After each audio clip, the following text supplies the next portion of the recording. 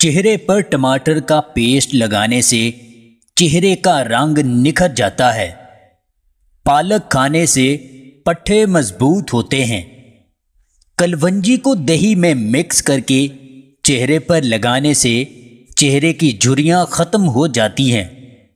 بھینس کے گرم دودھ میں 2 چمچ شہد کو اچھی طرح سے ملا کر پی لیا کریں۔ عام جسمانی قوت اور طاقت بڑھانے کے لیے مفید ہے۔ وقت خاص بڑھانا ہے تو زعفران کھاؤ۔ مصری کا استعمال یادداشت کو بہتر بناتا ہے۔ عقل بڑھانی ہے تو انگور کھاؤ۔